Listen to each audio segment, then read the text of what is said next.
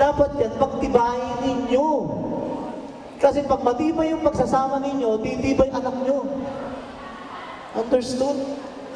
Eh siyempre yung bata, tatakbo, may problema. Lagi siyang inapalo araw-araw. Pagdating ng tatay, palo. Pag-upo ng tatay, palo. Inutusan, di sumunod, palo. Kawawa ang bata. Diba? So yung gano'n, dapat pag-aralan natin, ano ba yung sitwasyon doon sa bahay? Ba't punta na punta rito yan? Diba? Kawawa. Sige po, may tanong ba po, ma'am? Yun, mama. Paano lang, huwag gulpe, ha? Maraming salamat po. Thank you very much po. Ako lang. Tungan ko lang, no? Maganda po yun. Imagine nyo, no? Yung anak nyo mukha ng may kumulkan. Paano yung nangyayari yun? Konting talo. Correct. Ma'am, ano sila mo na sa paligid? Ares. Ines. Utuan ko lang yan. Sa anak ko sa bukbok. Kailangan ko ako sa iba. Ang kailangan ako sa iba. Papaluin ko kayo dyan eh. May palo na nga. Magiging ko ya.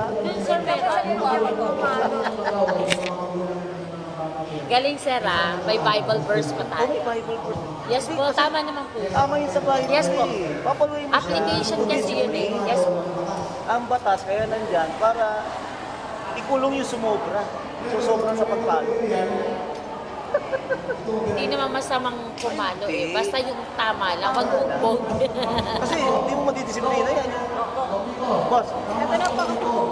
Ang palo, hindi gulpe. Correct. Oo. Alam nyo, ang palo po, hindi gulpe.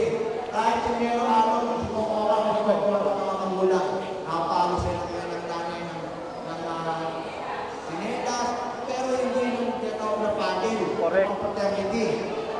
Hindi mo yun. Gulpe ang tawag doon. Yan ang sinawag ito, may nagsasabihin siya na servisyo sa barangay ninyo para makakulong. Okay?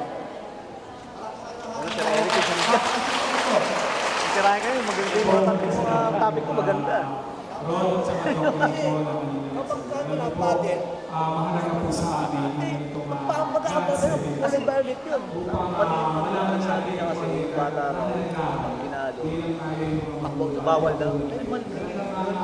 totoo yun, hindi tayo May ang batas. hirap magtimpi Kaya nga may pagka batas. makulit ang bata. Kaso po, sa likod ng palo, Parang katulad sa mga babae. Ano yan, tag dito? Eric, kasi minsan nag-away na ako na-trigger din sinabi ko, so, wait pa yung gusto ng moto. Dali. Kaya nga po, siguro ang kwento ko lang isang araw, tinulak sa may, sa may, Ganda topic. city. Nasa labas. Siyempre, kami mga magulang, pagkakakulit ng mga bata. Oo, tuloy-tuloy yan. Mga interesado eh. Pero kasi dati, ang panahon namin, ang panahon ko talaga, disiplina ng magulang. Sobrang kulit talaga namin, talaga, hindi mapipigilan. Pero, ang disiplina kasi, minsan, Panahon natin, wala pa kasi yung batas na yan. Talagang, tingin mo naman tayo kesa sa mga yung disiplina namin. disiplinado tayo kesa dun sa Ay, yung mga disiplina ng magulang kabataan. namin, naging maayos yung buhay namin. Kami, may comedy, Yan. ako, tsaka yung mga pinsan ko, graduate na kami ng kolehiyo. Tapos, magaganda yung mga naging trabaho, ang mga naging profession. Kasi may disiplina. Alam niyo, hindi kami dinisiplina ng nanay at tatay namin. Ang dumisiplina sa amin, lolo at lola namin. Kaya naging maganda yung Kasi buhay sabi ko, namin. pwede kumalo.